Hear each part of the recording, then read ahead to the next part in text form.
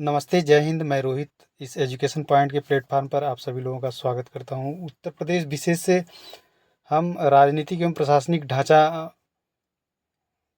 की जानकारी ले रहे हैं, जिसमें भाग 1 और भाग 2 हमने कवर किया है और जो बचे हुए भाग हैं हम उसको आगे कवर करने की कोशिश करेंगे। मैं छोटा छोटा टॉपिक इसलिए बना रहा हूं ताकि ये आसानी से जो है हमारे समझ में आ सके। जो उत्तर प्रदेश स्पेशल के लिए बहुत ही लाभकारी होगा। इसके अलावा भी जितनी परीक्षाएं हैं उसमें ये इम्पोर्टेंट साबित होगा। तो शुरू करते हैं हम। केंद्र की तरह उत्तर प्रदेश में भी शासन प्रशासन की संसाधन प्रणाली लागू है, जिसके 3 प्रमुख अंग हैं। जिस तरह से केंद्र सरकार यानी सेंट्रल गवर्नमेंट में शासन की प्रणालियां हैं, उसी तरह जो है स्टेट में भी ये चीज़ें बनाई गई हैं, जिसमें 3 भाग, जिसका भाग 1 कार्यपालिका और 2 विधानमंडल तथा तीसरा न्यायालय है। कार्यपालिका में राज्यपाल, मंत्रिपरिषद, सचिवालय, निदेशालय, महाधिवक्ता आदि आते हैं और विधानमंडल में राज्यपाल, विधानसभा तथा विधान परिषद आता है। न्यायालय में जो प्रदेश की न्यायपालिका शासन चलाती है। कार्यपालिका को हम जानते हैं। कार्यपालिका में राज्यपाल के बारे में सबसे पहले हम जानते हैं। तो केंद्र के राष्ट्रपति की तरह उत्तर प्रदेश में भी एक राज्याध्यक्ष की व्यवस्था है, जिसे राज्यपाल या गवर्नर के रूप में जाना जाता है। राज्यपाल राज्य सरकार शब्द का बोध कराता है और राज्य की कार्यपालिका शक्ति इसी में निहित है। राज्यपाल राज्य का संवैधानिक प्रमुख और विवेकाधीन शक्तियों का प्रयोग करते समय वास्तविक प्रमुख होता है। राज्यपाल राज्य के विश्वविद्यालयों का कुलाधिपति और राज्य का प्रथम नागरिक भी होता है। राज्यपाल की नियुक्ति 5 वर्ष के लिए राष्ट्रपति द्वारा की जाती है और वह उसी के इच्छा पद धारण करता है। यानी जब चाहेंगे तो जो है इनको हटाया जा सकता है राष्ट्रपति के द्वारा, और जब चाहें तो इनको लगाया जा सकता है। यानी ये सेंट्रल गवर्नमेंट के हिसाब से अगर देखा जाए तो राष्ट्रपति जब चाहें इसे पद से हटा सकते हैं, बता दिया। राज्य के महाधिवक्ता, लोकायुक्त आदि पदों पर नियुक्तियां राज्यपाल द्वारा की जाती हैं। इन सभी प्रमुख पदों पर नियुक्ति राज्यपाल करते हैं और राज्यपाल की नियुक्ति राष्ट्रपति करते हैं। इसको ध्यान में रखें।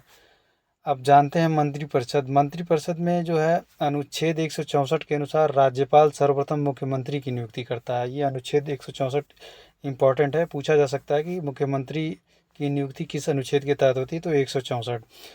और उसकी सलाह से, यानी मुख्यमंत्री की सलाह से फिर राज्यपाल मंत्रियों की नियुक्ति करते हैं एवं अनुसूचित 3 के अनुरूप पद एवं गोपनीयता की शपथ दिलाते हैं। मंत्री पद पर नियुक्त होने के लिए दोनों सदनों में से किसी एक सदन का सदस्य होना आवश्यक है। यदि ऐसा नहीं है तो 6 माह के भीतर उसे किसी एक सदन की सदस्यता ग्रहण करना अनिवार्य है। राज्य मंत्रिपरिषद ही राज्य में वास्तविक कार्यपालिका का कार्य करती है। यही विधानमंडल की पथ प्रदर्शक तथा शासन की धुरी है। मुख्यमंत्री राज्य कार्यपालिका का वास्तविक प्रधान मुख्यमंत्री होते हैं। जैसे केंद्र में प्रधानमंत्री, उसी तरह यहाँ पर मुख्यमंत्री होते हैं। वह राज्य शासन का कप्तान होते हैं और इसके कार्यों एवं दायित्वों की दृष्टि से उसे प्रधानमंत्री का लघु रूप कहा जाता है। सचिवालय राज्य की वास्तविक कार्यपालिका मंत्रिपरिषद के सदस्य जनप्रतिनिधि होते हैं। वे प्रशासन की गुणवत्ताओं से अवगत हों यह आवश्यक नहीं है। यानी कि जो जनता द्वारा चुन के जाते हैं जो लोग मंत्रिपरिषद में, वो ज़रूरी नहीं है कि वो उनको जो है प्रशासन के बारे में सारी जानकारियाँ हों। इसलिए आवश्यक प्रशासनिक सहायता एवं परामर्श के लिए मुख्य सचिव के नेतृत्व में एक विशुद्ध प्रशासनिक निकाय का गठन किया जाता है, जिसे राज्य सचिवालय कहते हैं। इनकी मदद के लिए यहाँ पर सचिव लोगों की नियुक्ति की जाती है, जो नियम कानून बनाते हैं और जो प्रशासन की गुणवत्ताएं हैं उसके बारे में जो है मंत्रिपरिषद को अवगत कराते हैं। राज्य सचिवालय के प्रशासनिक अध्यक्ष को मुख्य सचिव और प्रत्येक विभागों के सचिव को शासन सचिव कहा जाता है। मुख्य सचिव राज्य प्रशासन में मुख्य का पद प्रशासनिक पद सोपान में सर्वाधिक महत्वपूर्ण है। वह राज्य कैडर में आईएएस का वरिष्ठतम अधिकारी होता है और राज्य प्रशासन की धुरी, यानी कि जो सचिव की नियुक्ति होती है वो आईएएस लेवल के ऑफिसर्स होते हैं जिनको सचिव के पद पर जो नियुक्तियां जिनकी की जाती हैं, ये पुराने आईएएस अधिकारी होते हैं और अपने अनुभव के चलते यहाँ पर इनकी सचिव के रूप में नियुक्तियां होती हैं। कार्यकारी विभाग, जिसको हम निदेशालय भी बोलते हैं, राज्य प्रशासन में मंत्री, मंत्रिपरिषद यानी राजनीतिक प्रमुख, सचिव, सचिवालय यानी प्रशासनिक प्रमुख के बाद तीसरा कार्यकारी विभाग अगर किसी का है तो वो निदेशालय का है। यहाँ थोड़ा सा करेक्शन कर लीजिएगा आप लोग। ऊपर के दोनों अवयवों का संबंध नीति निर्माण से है, जबकि कार्यकारी विभाग यानी निदेशालय ये क्रियान्वयन के लिए प्राथमिक रूप से जिम्मेदार संस्था है। अब इसके बाद मंडल, जिला, तहसील एवं ब्लॉक प्रशासन के बारे में हम जान लेते हैं कि राज्य के विभिन्न विभागों की कार्यात्मक इकाइयां नीचे तक फैली होती हैं और सबके अपने विभाजन स्तर होते हैं। यानी कि प्रशासन या शासन करने के लिए नीचे तक इसी तरह जो है इकाइयां फैली हुई हैं, जैसे मुख्यमंत्री, फिर मंत्रिमंडल, इसके बाद जो कार्यकारी विभाग, ये सारी चीज़ें उसी तरह से नीचे जो है मंडल, जिला मंडल, तहसील, ये आदि सब आते हैं। महाधिवक्ता, अब हम महाधिवक्ता के बारे में जानकारी लेते हैं कि इनका क्या योगदान है। राज्य में महाधिवक्ता की नियुक्ति राज्यपाल द्वारा, जिसका समय निर्धारित नहीं होता है, किया जाता है और उसी के पश्चात प्रयत्न पद धारण करते हैं। इस पद पर नियुक्त होने के लिए आवश्यक है कि महाधिवक्ता की नियुक्ति जो है राज्यपाल द्वारा की जाती है और इनका कोई समय नहीं होता है। राज्यपाल जब चाहें इनको पद से पदच्युत कर सकते हैं। कुछ शर्तें हैं महाधिवक्ता लगने की, जो इस प्रकार हैं। वह भारत के नागरिक हों और 10 वर्ष से अधिक समय से न्यायिक कार्य से जुड़े हों या कम से कम 10 वर्ष से उच्च न्यायालय में अधिवक्ता का कार्य किया हो। यह विधि विषयों पर राज्यपाल को सलाह देते हैं एवं राज्यपाल द्वारा सौंपे गए विधि संबंधी कार्यों का संपादन करते हैं। वह सदनों की बैठकों में भाग ले सकते हैं, बोल सकते हैं, लेकिन मतदान नहीं कर सकते हैं। यानी उसमें भाग ले सकते हैं, बोल भी सकते हैं, रही बात मतदान की तो उस समय ये भाग नहीं लेंगे। अब हम विधानमंडल पर चर्चा कर लेते हैं कि विधानमंडल क्या है। राज्य में विधि निर्माण के लिए विधानमंडल की व्यवस्था की गई है, जिसके 3 अंग, राज्यपाल, विधानसभा और विधान परिषद। अब इसमें राज्यपाल के बारे में जानते हैं कि विधानमंडल में सबसे ऊपर राज्यपाल का स्थान होता है।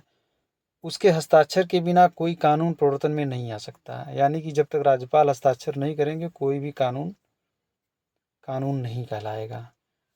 राज्यपाल सदनों के अधिवेशन आहूत करते हैं, सत्रावसान करते हैं, विधानसभा का विघटन करते हैं, दोनों सदनों में अभिभाषण करते हैं, निम्न सदन में बजट रखवाते हैं, साक्ष्यों की नियतताओं का विनिश्चय करते हैं और विधेयकों को राष्ट्रपति के पास भेजने के लिए आरक्षित रखते हैं तथा विशेष परिस्थितियों में जब सदन सत्र में न हो तो अध्यादेश जारी करते हैं। ये सभी राज्यपाल की विधायी कार्य हैं, यानी कि ये सारी राज्यपाल की शक्तियों के अंतर्गत आते हैं। विधान परिषद की बात करें तो उच्च सदन के रूप में उत्तर प्रदेश राज्य विधान परिषद का गठन 1937 में किया गया। वर्तमान में इसमें कुल 100 सदस्य हैं। इस परिषद के सदस्यों का निर्वाचन अप्रत्यक्ष रूप से एक निर्वाचक मंडल द्वारा किया जाता है, जो इस प्रकार हैं। इसमें इनका निर्वाचन कैसे किया जाता है वो उसको हम जान लेते हैं कि कुल सदस्यों का 1/3 विधानसभा के सदस्यों द्वारा, 1/3 नगर निकायों, जिला वार्डों या स्थानीय प्राधिकारियों द्वारा, 1/12 विश्वविद्यालयों के 3 वर्ष से अधिक पुराने स्नातकों द्वारा, 1/12 माध्यमिक के ऊपर के शिक्षण संस्थाओं के अध्यापकों द्वारा तथा शेष 1/6 भाग सदस्यों को राज्यपाल द्वारा राज्य के विशिष्ट व्यक्तियों में से नाम निर्देशित किया जाता है।